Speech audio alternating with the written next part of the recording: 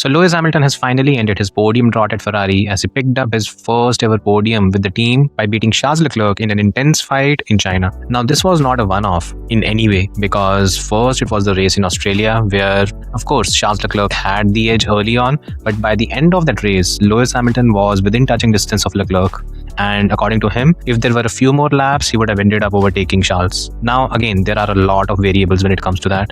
We don't really know if that would have been the case. However, when we moved to the second race in China, we had Lewis Hamilton out-qualifying Charles Leclerc in both the sprint qualifying and the official qualifying on Saturday. Then came the race, and in probably one of the more intense battles that the two have had, ultimately it was Lewis who came out on top and picked up a podium, something that had eluded him pretty much throughout his Ferrari journey. Now while that is done, it has led to a discussion that is Lewis Hamilton back to his best before anyone else makes any claim. Lewis Hamilton, on his part, he has been in front of the media and he has been talking about how he is back to his best. He thinks he's physically, mentally in the right place, and he thinks he's rearing to go and lead Ferrari to the top. Now these are his words, not mine. But what do I think? Do I think Lewis Hamilton is back at his best? Let's take a look. Let's try to analyze and find the answer. So to do that, first of all, we'll take a look at the first two tracks. Then we'll take a look at where Lewis Hamilton stood compared to Charles Leclerc after the first two races in 2025. Then we'll dive deeper into how things are different in 2026 compared to 2025 and use that to come to a conclusion. So let's get to it. Now, first of all, let's talk about the two tracks. The first two races are held in Australia and China. And if we go by what Charles Leclerc is pretty openly saying, according to him, these two tracks are not his best. He has been quite vocal in how he has not really done well in Australia or Shanghai.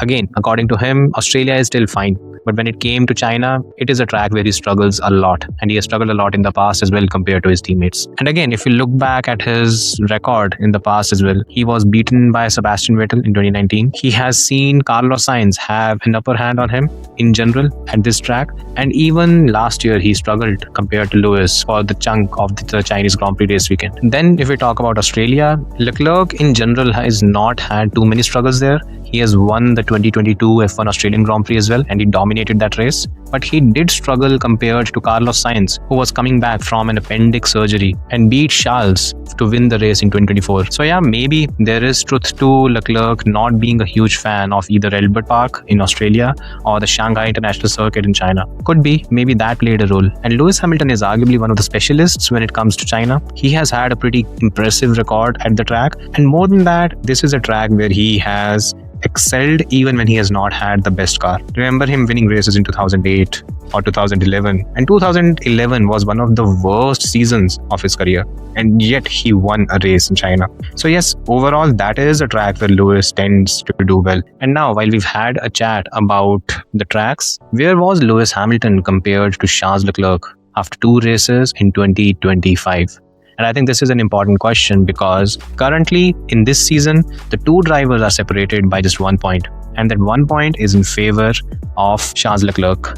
In 2025, after the two races, which were again in Australia and China, Lewis Hamilton had 9 points and Charles Leclerc, he had 8 points. So Charles Leclerc, after two races in 2025, he was actually behind Lewis Hamilton in the championship standings. Yes, an interesting observation and something we have almost forgotten because of how the 2025 season went. And maybe there's a lesson in that as well, right? When it comes to not jumping to conclusions too early. And that is the most important thing when it comes to this discussion, because if we had a look and we tried to extrapolate Lewis Hamilton's 2025 season after the first couple of races, the way we would have extrapolated it and the way it ultimately panned out, they are two entirely different things. At the same time, in 2026, we might end up making the same mistake. Now, could that be the case? I think it is important that we try to find the key differences, which will probably show the both sides of the positives and the negatives that work for and against Lewis in 2026 compared to 2025. So first of all, when it comes to the positive side of things, one of the major issues that Lewis Hamilton faced in 2025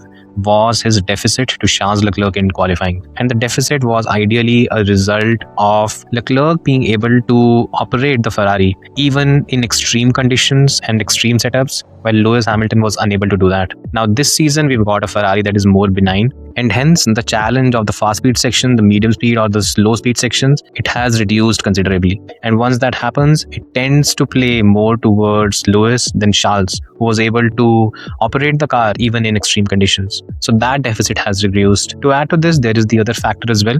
Now, we saw it in Australia, where Charles Leclerc would qualify in P4. Lewis Hamilton did not have the best lap in qualifying, and he was P7. However, because Ferrari is pretty much a rocket ship at the starts, we had both Charles Leclerc and Lewis Hamilton make progress through the field, and ultimately they were amongst the top 3 drivers on the grid after just the first lap. And that should show that even if Lewis still persists with having a certain level of weakness in qualifying, he would still be able to have a good start and be right alongside Leclerc during the early stages of the race. And that would probably end up nullifying what is seemingly one of the bigger weaknesses that Lewis Hamilton would have compared to Charles Leclerc. The other positive is, well, at the end of the day, Lewis Hamilton in the 2026 F1 car, he feels more comfortable.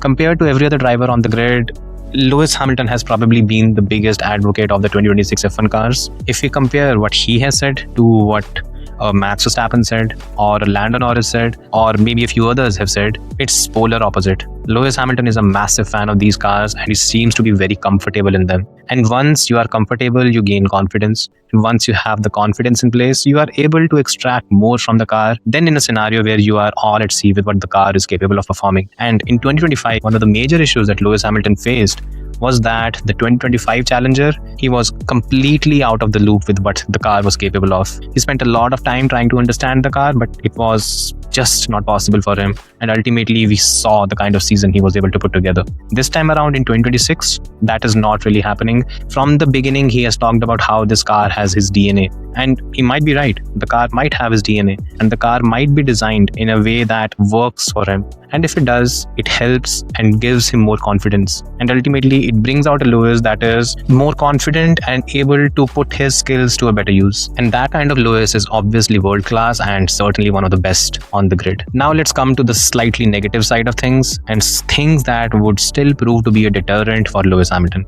And the first negative, it has to be the fact that until now, the first couple of tracks, they are Charles Leclerc bogey tracks. He has been quite open where he's admitted that he's not a fan of Albert Park or the Shanghai International Circuit. So these are the tracks where he has essentially not done well and not been his usual self. However, in the future, we will go to tracks where Charles Leclerc is able to express how good he can be. Coming to Japan, Leclerc was still quite impressive at Japan even last season. The track in Miami was more of a 50-50 where both Lewis and Charles, they had decent back and forth. And then when things continued, you had Leclerc taking over. So the question that everyone still has to answer is, we've seen Leclerc perform at tracks where he's not that good. In his own words, what is he going to do on tracks where he is genuinely fast? We'll have to wait and see.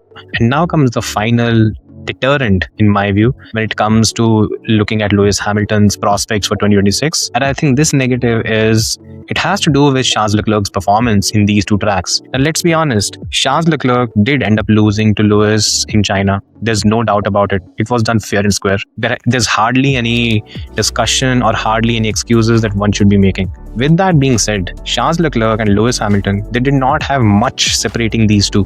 When we talk about Australia, I'd say Leclerc was the better driver overall. In qualifying, he made the most of whatever the car had in store. And then in the race, yes, we can make a call or an assumption that maybe Lewis Hamilton, if he had a few more laps in the end, he might have been able to overtake Charles as well. But we cannot be sure. And that is the whole thing. Ultimately, by the time the race came to an end, Leclerc was ahead of Lewis. And then if we talk about China, of course, Lewis out-qualified Charles Leclerc in the sprint qualifying, but he did end up losing to Leclerc in the sprint. Then if we talk about the qualifying in general, again, Lewis beat Leclerc. The gap was less than a tenth, but he still beat him. Then if we talk about the race, Lewis did beat Leclerc in the race as well, and the gap was around 3 to 3.5 seconds. But is it fair to say that the battle was neck and neck? There was hardly anything to choose between the two, and it was very, very close. I don't think it is arguable at all.